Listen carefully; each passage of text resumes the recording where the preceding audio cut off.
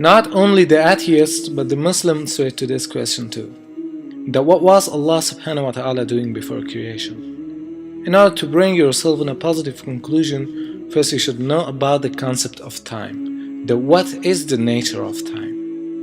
In a common sense, we think that time is the same for all. But science says that time is relative, meaning that it differs from one person to another. What Einstein gave us is a much, much richer picture where everybody has their own private time, which runs at their own private rate. There isn't time in the sense of a universal tick-tock. There were times. According to Einstein's theory of relativity, there is a relation between time and space. That guy over there would say that I'm not moving at all, but I am. I may not be moving through space, but I am moving through time. I mean, after all, my watch just keeps on ticking and ticking. And as long as I'm standing still, that is, not moving through space, Einstein said that all of my motion is through time. But look what happens if I walk toward that guy.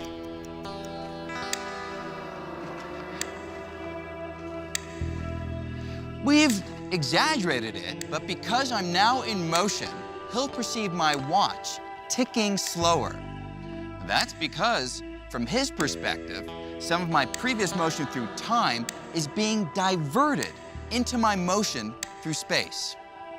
And it's not just my watch. If we really exaggerate the effect, he'd perceive all my movement, my voice, everything about me, slowing down. And now that I've stopped moving, the passage of time on our watches once again agrees. This was Einstein's key insight, that motion through space affects the passage of time. For better understanding of the theory, I want to give an example. Suppose that I walk from one place to another, and it will take 1 hour for me to reach the destination. But what if I ride towards the destination by a bike? Let's say it will take 30 minutes. As much as my speed is faster, time passes slower for me. Now suppose that I travel by an airplane at a constant speed. It may take 30 seconds. But if I travel by a speed of light, which is the fastest speed in the nature, then it would take me a millionth of a second. Therefore, if the speed is ultimate speed, then for sure time would be 0. So, such a speed is belonging to no one and nothing except Allah subhanahu wa ta'ala.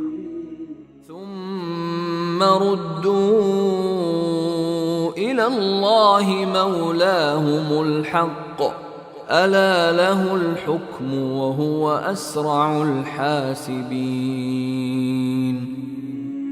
In this verse, Allah subhanahu wa ta'ala chooses the word asra, means the swiftest, not swift or swifter, but the swiftest.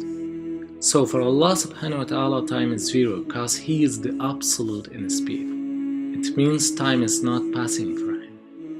Or in other words, time is the creator of Allah subhanahu wa ta'ala, and it is impossible for the creator to be bounded by his creator. It is we who feel the passage of time because we are bounded by time. So the words before, now or after are all concerned with time. And when there is no passage of time for Allah subhanahu wa ta'ala, then there is no before or after for Him. That's why we cannot say what was Allah subhanahu wa ta'ala doing before creation. Remember, it is we that feel the passage of time as a flowing river towards the future, and that is why we have no access to our past and any knowledge of the future. In our day-to-day lives, we experience time as a continuous flow. But it can also be useful to think of time as a series of snapshots or moments. And everything that happens can be thought of as the unfolding of moment after moment after moment.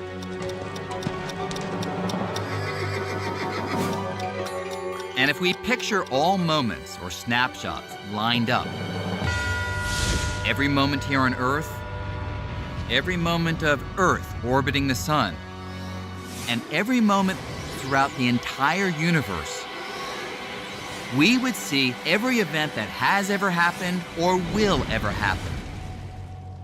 Every location in space and each and every moment in time.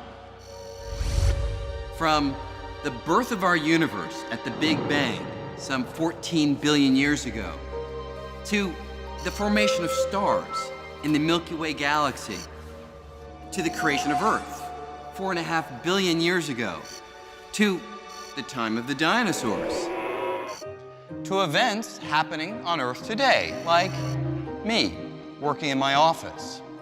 Thinking about space-time like this led Einstein to overturn our everyday picture of past, present, and future. You can see that everything is on its own place. The past is not gone and the future is already there. Not for us, but for our Creator, because time for Him is stopped. That is why Allah subhanahu wa ta'ala knows our future and everything from the past is recorded by Him. Some people may ask, if there is no passage of time for Allah subhanahu wa ta'ala, then why He mentioned in many verses that I have created the heavens and the earth in 6 days, or any other questions like this. It is mentioned only for us to have a measure of accounting for time. For example, in Surah Al-Fusilat, it is stated about the creation of the earth in 2 days.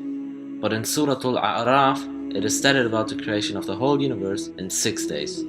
By comparing these two verses, we can easily know that the earth is 3 times younger than the whole universe, because 6 divided by 2 equals 3.